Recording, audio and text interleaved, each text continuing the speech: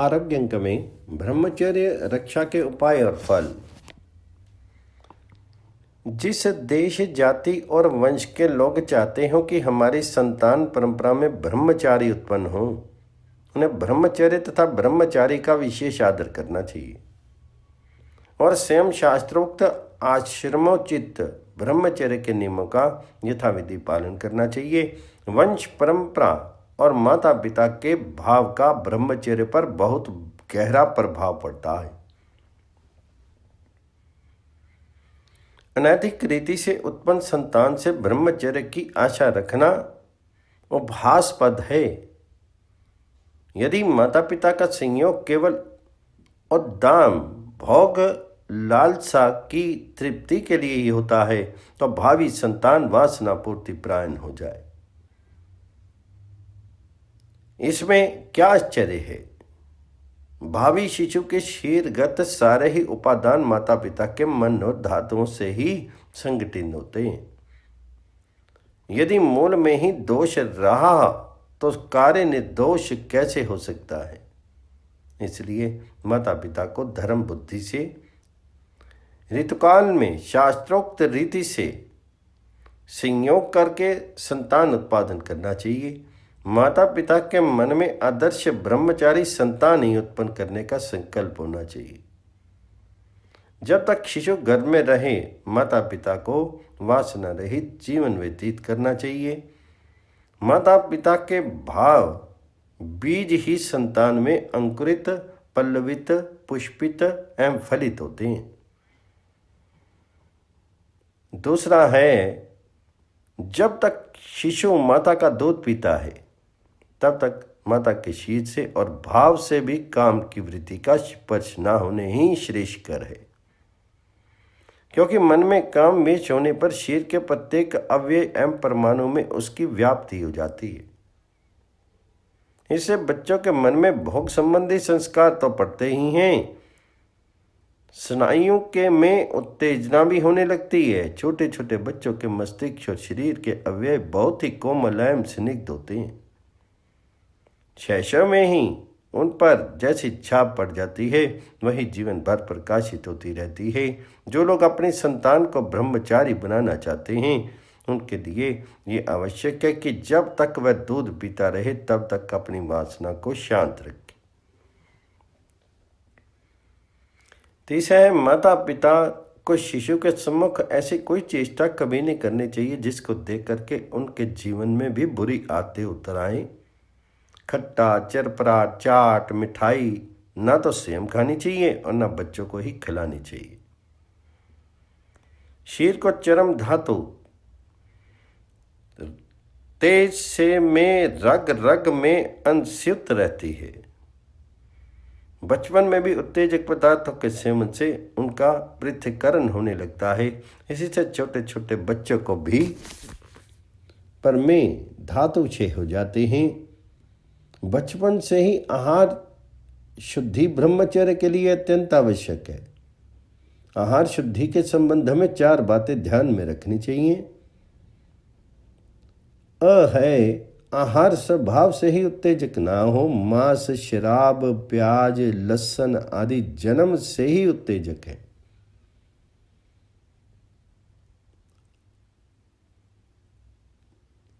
अगले प्रसंग में भोज्य पदार्थों में कोई ऐसी वस्तु न मिले हो जिससे वह तेज शरण का हेतु बन जाए, जैसे अमचूर, राई, गरम मसाले, लाल मिर्च इत्यादि। धूम्रपान ब्रह्मचर्य का महान शत्रु है। ई में है भोजन की वस्तु अपवित्र अवस्था में स्त्री एवं प्रबल काम वेसना वाली स्त्री के द्वारा स्पर्श की हुई या बनाई हुई ना हो। कुत्ते और गीध आदि की दृष्टि भोजन पर नहीं पड़नी चाहिए। भोजन पर भाव का बहुत प्रभाव पड़ता है। रोती हुई स्त्री का हाथ भोजन करने से रोना पड़ता है।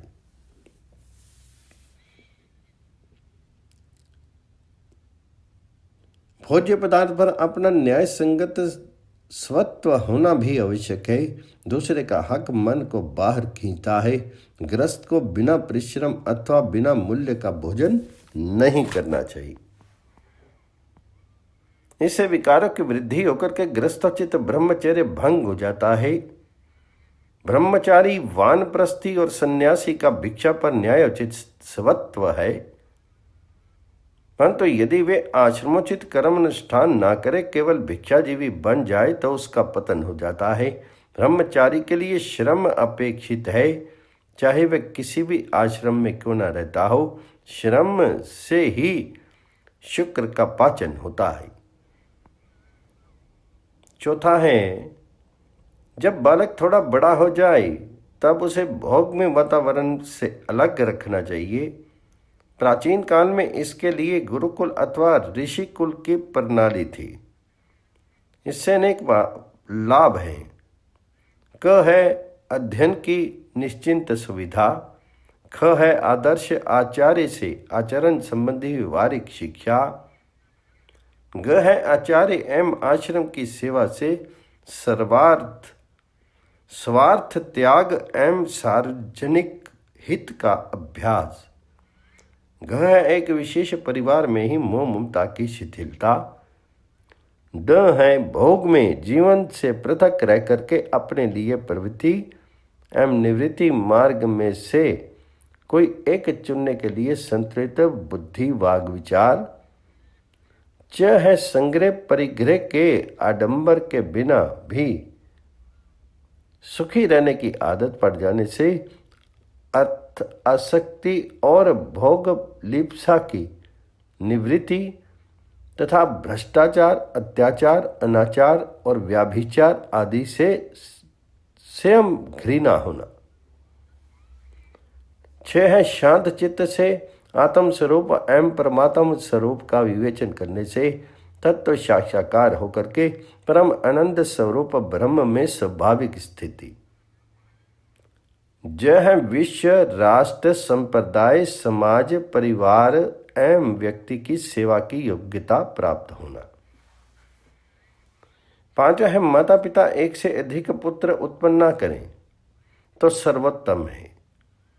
यदि अधिक पुत्र उत्पन्न करना ही हो तो बालक को ब्रह्मचर्य आश्रम में निश्चित रूप से भेज दें, जिससे बालक के स्वाभाविक ब्रह्मचर्य के भाव पर कोई ठेस नहीं पहुंचे और वह आदर्श आचार्य की शरण में रह करके सत्य, अहिंसा आदि सद्गुणों को सीख सके एवं ज्ञान उपार्जन भी कर सके। 6 है आचार्य का आदर्श होना परम आवश्यक है। वह भी ब्रह्मचारी हो तो सर्वोत्तम, यदि गृहस्थ हो तो अपनी स्त्री को आश्रम से सर्वथा पृथक रखे। स्वयं संध्यावंदन, बलि, वैश्य देव आदि नित्य कर्म का अनुष्ठान करे। सत्य, अहिंसा आदि नियमों का पालन करे। स्वाध्यायशील और परिश्रमी हो। उद्धत वेशभूषा न धारण करे। शौकीनी ना करे। सादगी से रहे। ब्रह्मचारियों को अपने पुत्र के ही समान समझे।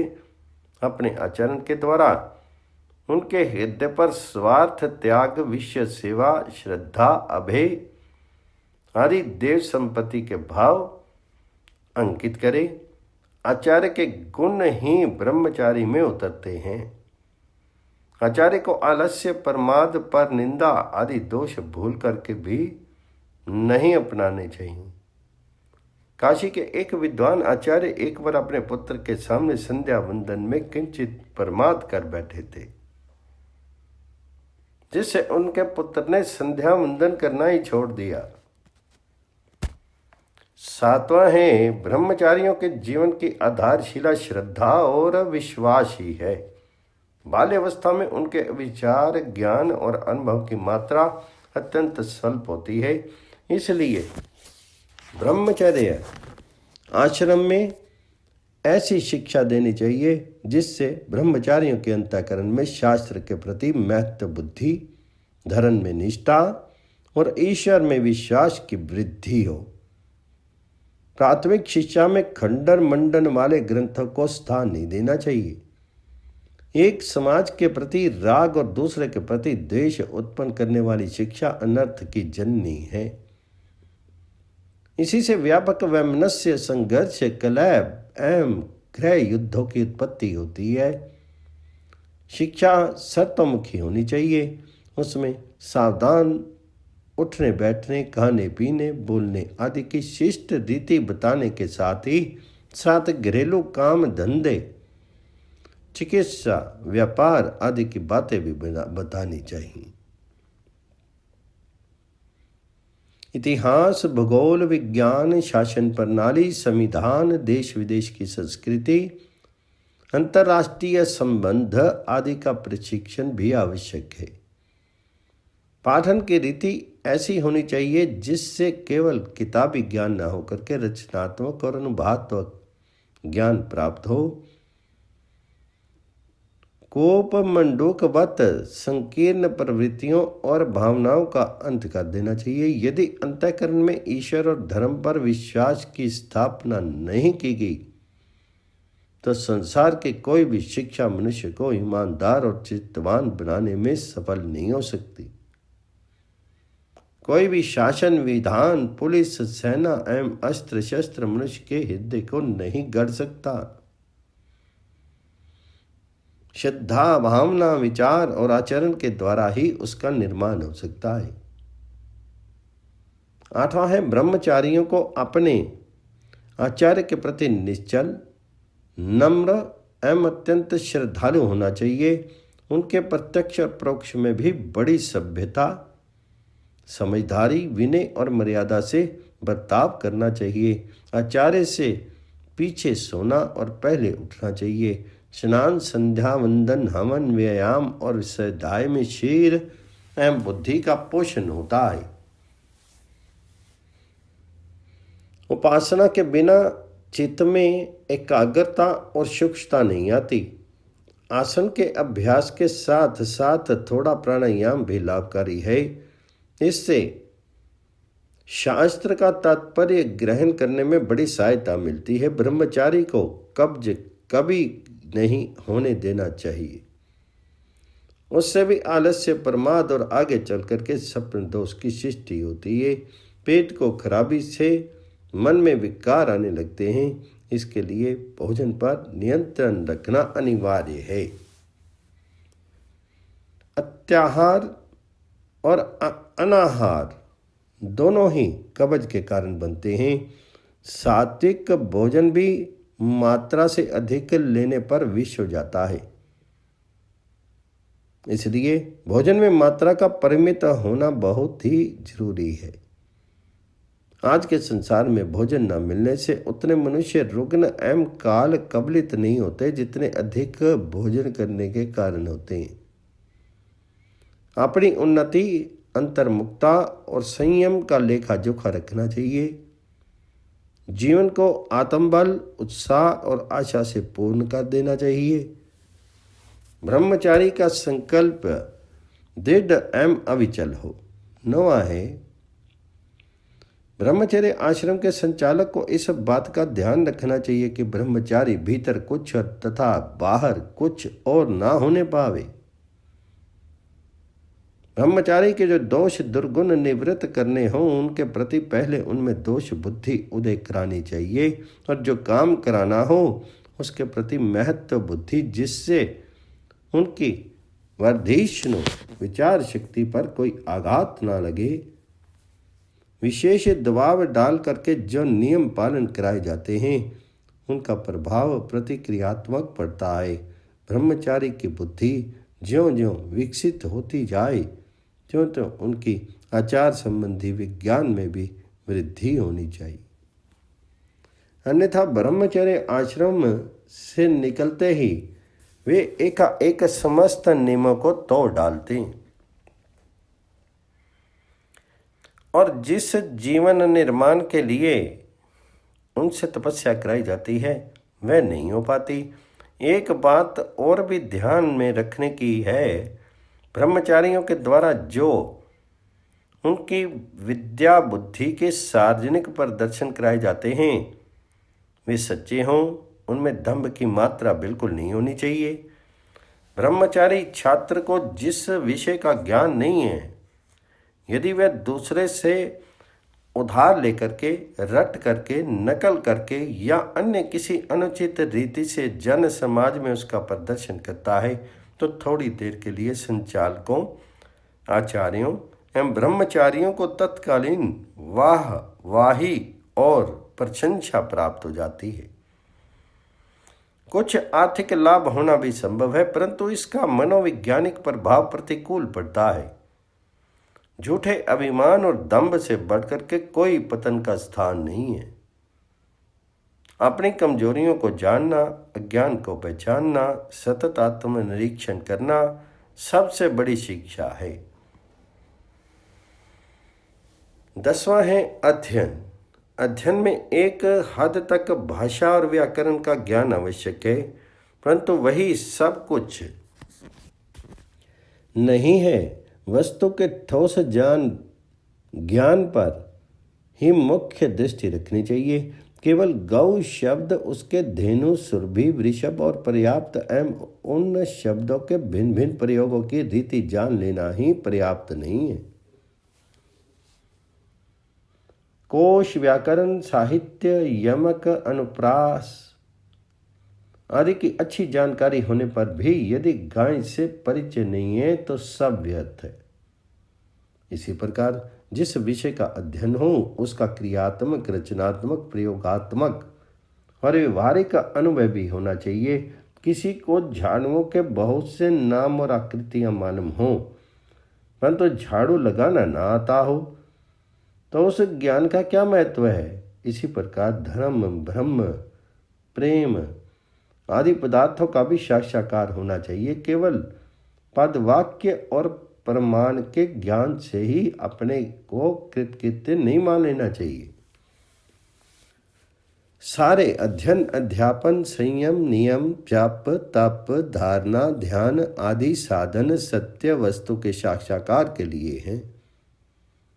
यदि इस जीवन में सत्य का साक्षात्कार नहीं हो पाया तब बड़ी भूल, जीवन का विनाश समझना चाहिए। 11वां ब्रह्मचर्य रक्षा के लिए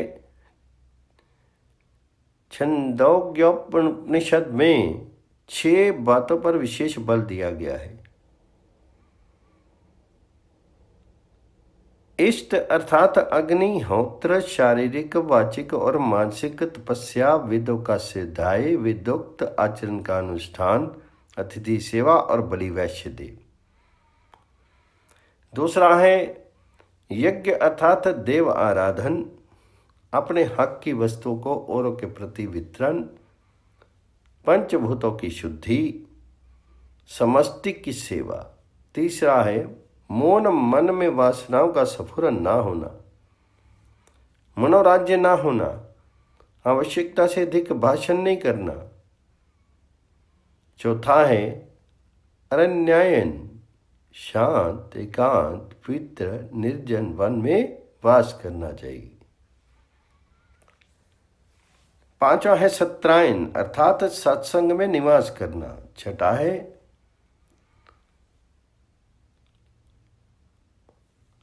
अनाशकायन अर्थात भोजन के संबंध में एक निश्चित शैली रखना। 12वें में शतपथ ब्राह्मण में ब्रह्मचारी की 4 शक्तियों का उल्लेख प्राप्त होता है।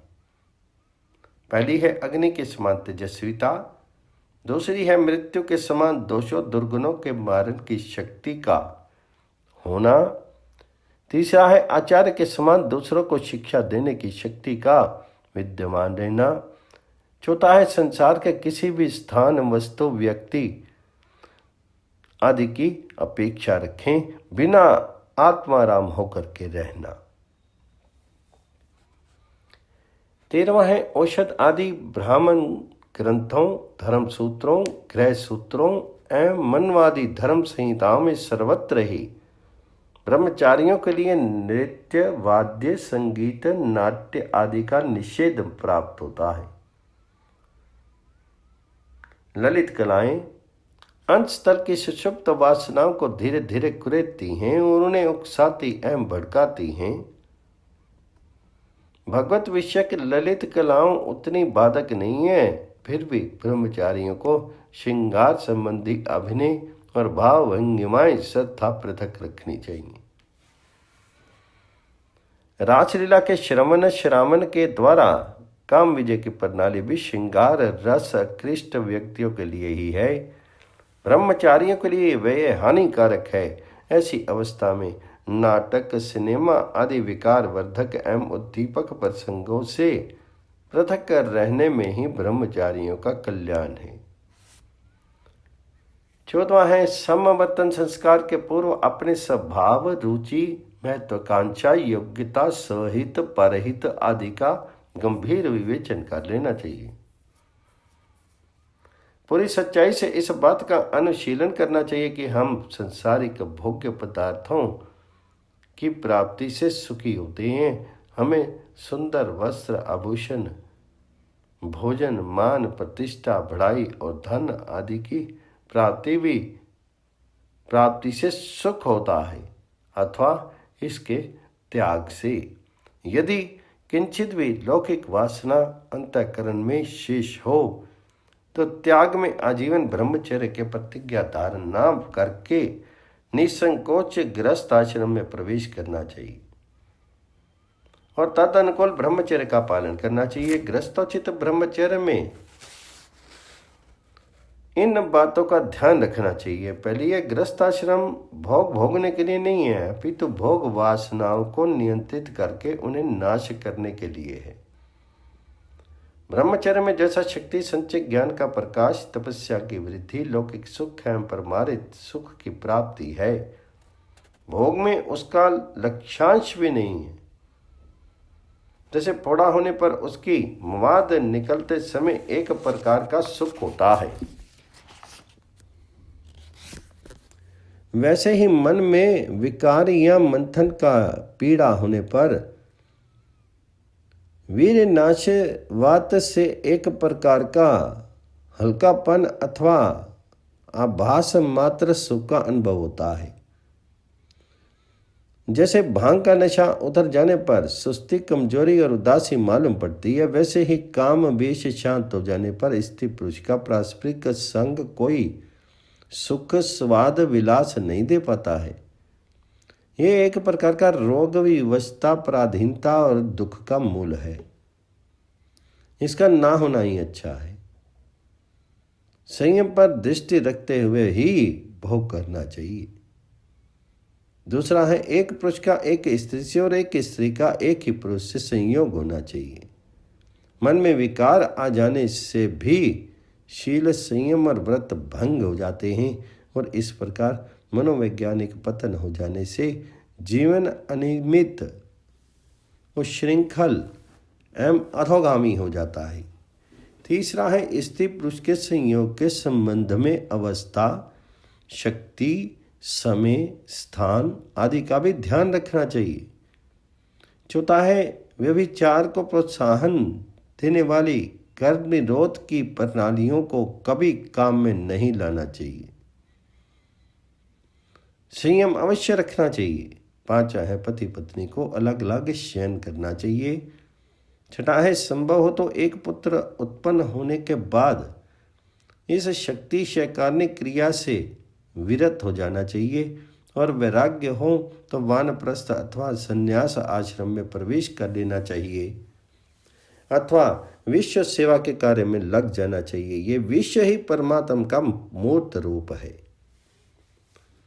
गृहस्थ आश्रम में रहते हुए भी यथाशक्ति स्वार्थ त्याग करके विश्व सेवा के आदर्श को पूर्ण करना चाहिए। 15वां है आजीवन त्याग में ब्रह्मचारी जीवन व्यतीत करना अथवा ब्रह्मचर्य आश्रम के बाद संन्यास आश्रम में प्रवेश करना आपत्ति की बात नहीं है, किंतु इसके पूर्व अपने अधिकार, योग्यता और शक्ति का भली भांति विचार कर लेना आवश्यक है। केवल तत्कालीन आकांक्षा, रुचि और आवेश से प्रेरित होकर के ऐसा करना बुद्धिमानी की बात नहीं है। लक्ष्य प्राप्ति के लिए पूर्ण निश्चय और वज्र कठोर दृढ़ता की आवश्यकता है, जिसमें इंद्रिय दमन, मन पर विजय, तपस्या, द्वंद्व, तितिक्षा और कष्ट सहन में भी सुख का भाव है। वही त्याग में जीवन का अधिकारी है। बिना वैराग्य एवं त्याग की तीव्र भावना हुए आजीवन ब्रह्मचर्य का संकल्प निष्फल ही नहीं, पतन का हेतु भी है। ईश्वर, आचार्य, शास्त्र एवं आत्मदेव की कृपा का संबल लेकर ही इस मार्ग पर अग्रसर होना चाहिए। 16 है, आजीवन ब्रह्मचारी के लिए सबसे पहली बात यह है कि वह अपनी एक निष्ठा का निर्णय निश्चय कर ले। उसे 4 निष्ठाओं से अपने लिए कोई एक चुन लेनी चाहिए। पहली है कर्म, यज्ञ याग आदि, वेदोक्त कर्मकांड, अशिक्षा निवारण, रोग निवारण, स्वच्छता का प्रचार, लोगों में नैतिक जीवन की ओर रुचि उत्पन्न करना। दूसरा है उपासना, गायत्री जप, नाम जप, देव आराधन, संकीर्तन, कथा श्रवण, भक्ति के विभिन्न अंगों का अनुष्ठान। तीसरा है योग, आसन, प्राणायाम आदि के द्वारा चित्त वृत्तियों के निरोध का अभ्यास। चौथा है ज्ञान, श्रवण मनन निध्यासन के द्वारा आत्म साक्षात्कार के लिए प्रयत्न। इन चारों में से किसी एक को प्रधान और शेष को गौण रूप से धारण करना चाहिए। सभी निष्ठाओं में इंद्रिय संयम, मनोनिरोध और सदाचार युक्त मृदु व्यवहार की अपेक्षा है। किसी एक निष्ठा को स्वीकार किए बिना अकर्मण्यता बेकारी आने का भय रहता है, जिससे मन में विकारों के आ जाने की संभावना रहती है। निकम्मे आदमी का जीवन परमात्मा का घर होता है। 17 है, ब्रह्मचारी को काम विजय के साथ ही साथ अत्यंत सूक्ष्म और तीक्ष्ण दृष्टि से अन्य दोषों पर भी ध्यान रखना चाहिए। काम बड़ा मायावी है, वे तरह तरह के रूप धारण करके आक्रमण करता रहता है। जैसे पहला है मोह ममता, ये मेरा प्रिय व्यक्ति अथवा प्रिय वस्तु है, पहले इस प्रकार संबंध जोड़ करके पीछे भोग बुद्धि उत्पन्न करा देता है। दूसरा है लोभ, पहले साधना की सुविधा और आवश्यक सामग्री के छल से द्रव्य इकट्ठा करा लेता है और पीछे वासना पूर्ति के लिए उसका उपयोग करता है। तीसरा क्रोध, पहले अपने आलोचक अथवा निंदक को अपने मार्ग से हटा देता है और फिर इच्छा पूर्ति की छूट दे देता है। चौथा है मन प्रतिष्ठा, पहले लोगों के चित्त पर अपनी धाक जमा करके फिर मनमानी कराता है। 5वीं है मिथ्याभिमान, अब मेरा चित्त निर्विकार हो चुका है, मैं योगी हूँ, ज्ञानी हूँ, भक्त हूँ, सिद्ध हूँ, ऐसी अंधता उत्पन्न करके फिर भोग के गड्ढे में डाल देता है इत्यादि। काम के इन मायावी रूपों से बचने के लिए सतत सावधानी की आवश्यकता है। इसके लिए इन उपायों पर चलना चाहिए। पहला है किसी से विशेष हेल मेल न बढ़ाना, संबंधी एवं परिचितों के देश में नहीं रहना और ना आना जाना। दूसरा है पैसे एवं वस्तुओं का संग्रह ना करना।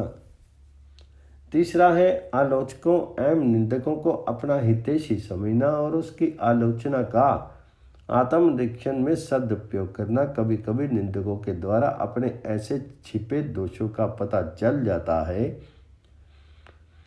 जिनका ज्ञान स्वयं साधक को भी नहीं रहता है। चौथा है अपने ऊपर लोगों की विशेष श्रद्धा कभी नहीं कराएं। मान प्रतिष्ठा का अत्यंत निषेध भी ना करें, क्योंकि वह निषेध से भी बढ़ती है। जहाँ तक हो सके स्वयं उससे बचना चाहिए। 5वां है किसी प्रकार का अभिमान धारण ना करें। अभिमान ही काम का आश्रय है। अभिमान के सहारे ही वह फूलता फलता है। परिपूर्णतम पर ब्रह्म परमात्मा में द्वैत नाम की कोई वस्तु ही नहीं है, फिर कौन किसका अभिमान करे। आरोग्य अंक में स्वस्थ तन एवं स्वस्थ मन। मन को प्रसन्न एवं स्वस्थ रखने का पहला उपाय है शरीर को स्वस्थ रखना। शरीर वह रथ है जिस पर बैठ करके जीवन की यात्रा करनी होती है। शरीर एक चलता फिरता देव मंदिर है जिसे स्वयं भगवान अपनी विभूतियों के साथ विराजते हैं। अतः मन की निर्मलता और बुद्धि की शुद्धता का साधन शरीर से प्रारंभ होता है। शरीर तो एक साधन मात्र है जिसकी सहायता से परम साध्य को प्राप्त करने के लिए योग, तप, जप आदि किया जाता है। इस साधन रूपी शरीर को स्वस्थ और पवित्र रखने से ही योग की शुरुआत होती है। मांसाहार, शराब, धूम्रपान आदि ये सभी रोगों की जड़ हैं। सात्विक भोजन से रक्त शुद्ध रहता है। तामसी भोजन से शरीर आलसी और रोगी रहता है। सात्विक भोजन से गरीबी भी दूर रहती है और जीवन में संतोष और प्रसन्नता आती है। अमीर आदमी अब यदि व्यसनों में फंसा रहे, तामसी वृत्ति रखे तो दरिद्रता सह जाएगी। अपनी वृत्तियों की संतुष्टि के लिए वह पाप करेगा, धोखा देगा और फलस्वरूप दुख का भागी होगा। दुख नाना प्रकार के रोगों के रूप में भी कष्ट देता है। प्रकृति के निकट रहो। शुद्ध मिट्टी में भी औषधि के गुण हैं। बच्चों का शुद्ध मिट्टी में खेलना बुरा नहीं है। नेत्र ज्योति की रक्षा के लिए सेरे नंगे पांव घास पर टहलो। दर्द के स्थान पर किसी के दाहिने पैर का अंगूठा लगवाओ तो आराम पहुंचेगा। दाहिने पांव के अंगूठे से विद्युत तरंगें विशेष रूप से प्रवाहित होती हैं, इसलिए महान पुरुषों का चरणामृत लिया जाता है। आसनों की सिद्धि से शरीर निरोग रहता है। बद्ध पद्मासन स्वास्थ्य के लिए लाभप्रद है। सूर्य की किरणों में औषधि के प्रचुर गुण हैं। पहले समय में कुएं चौड़े होते थे जिससे सूर्य तथा चंद्रमा की किरणें पानी तक पहुंच सकें।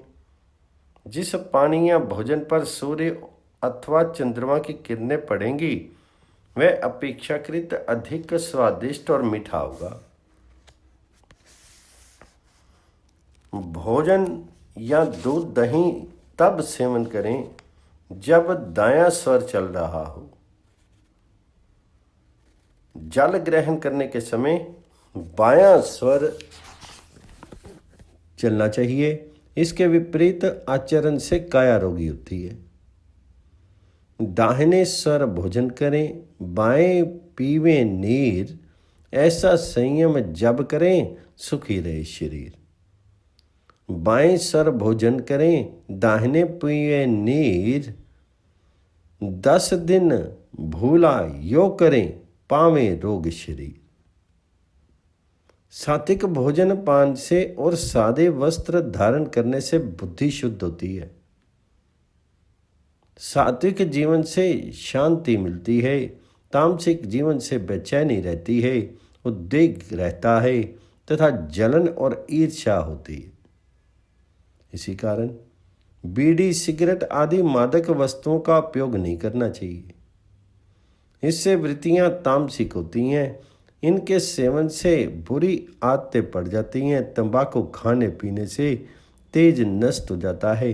कहा जाता है कि युद्ध में कामधेनु के कान कटने से जहाँ रक्त गिरा वहीं तंबाकू उगा और पनपा। अतः मादक द्रव्यों के सेवन से आरोग्यकामी मनुष्य को सदा बचना चाहिए। स्वस्थ विचार स्वस्थ मन से उत्पन्न होता है। स्वस्थ मन स्वस्थ शरीर में रहता है और उसी का शरीर स्वस्थ रहता है जिसकी इंद्रियां अपने वश में हैं। इंद्रियों को वश में रखने के लिए प्रतिदिन ब्रह्म मुहूर्त में जग करके परमात्मा का 1 घंटा नियम से ध्यान किया जाए तो कल्याण अवश्य होगा।